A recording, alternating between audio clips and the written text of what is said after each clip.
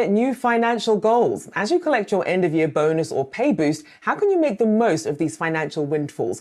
Buckingham Advisors certified financial planner Nicole Strbich joins us now for our Financing Our Future segment, brought to you by Synchrony Bank Savings. Good to see you. So yes, when people first get that lump sum, it could be like herding cats trying to figure out as all your bills and your loans sort of calling for your attention. Where should people start? Thank you for having me. You're exactly right. It really is sometimes a struggle to stop and think about what your plan is. And so that's really the first suggestion, is to set a plan. Really sit down and think about what your goals are and what your current needs are with regard to that bonus. And setting that plan will really help structure and strategize that. So that way you don't inadvertently spend some of those funds on something that wouldn't matter as much in a week or a month. So start looking at the structure for your short-term goals and maybe some of the areas that you really need to focus on. So this could be something like adding to an emergency fund, making sure that's at a big enough level. Or if you do have some sort of high interest debt, like credit card debt, those could be initial suggestions to focus on. Then we look at areas that you would get a benefit from contributing to now. So maybe it's making sure you're getting your match on your employer retirement plan, or an area where you could get a tax deduction now.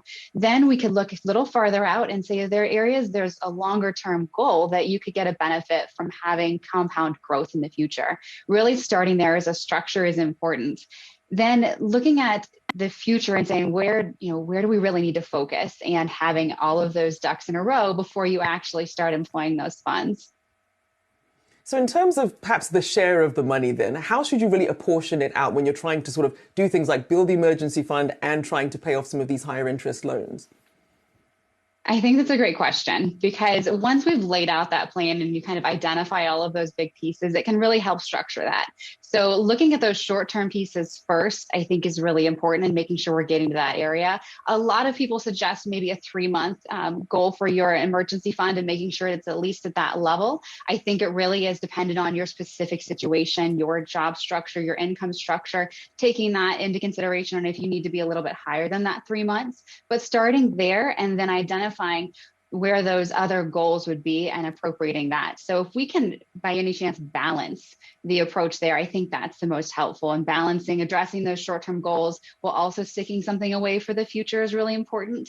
And then we also add that balance with having a fun component with this, because you've worked hard, you've gotten this bonus because of all of the hard work you have.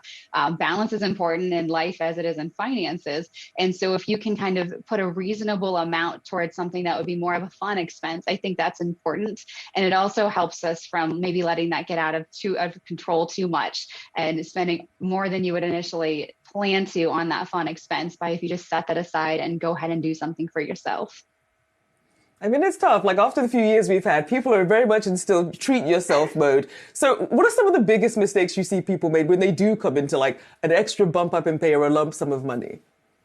I think that's exactly right. We've been, for so many years, essentially not able to do some of these fun things. So that immediate reaction is to, pick that item and just go for it. And that's not always a bad thing. It's really just taking a breath and a pause ahead of that to say, is there anything else that I really financially should tackle first, and then providing that balance? It's great to have that goal and do that fun thing. And maybe you set up a structure that you'll get there over the next year. So it's part of this bonus that goes toward that, and part of the bonus that goes toward more of the things that add to your financial security and your financial future. And so just structuring so you get that benefit of moving toward that fun goal at the same time of having that balanced picture overall. And the other suggestion I would say is, if we can set it aside somewhere that you don't always see it, that may be helpful. So maybe that's setting it your emergency fund or this fund for that fun expense that you want to create in a separate account, so that it's not quite as easily accessible. Or if it's something that's maybe even at a different bank, so that when you're opening that app or you're opening your web page to look at your bank accounts, you don't immediately see it, and it's just a little bit harder to spend. Well, there you go. It's that high-tech version of putting your credit card in an ice cube and sticking it in the freezer. A little harder to get to, so that you get a little bit of, financial responsibility. A big thank you to Buckingham Advisors certified financial planner Nicole Strbich. Thanks so much.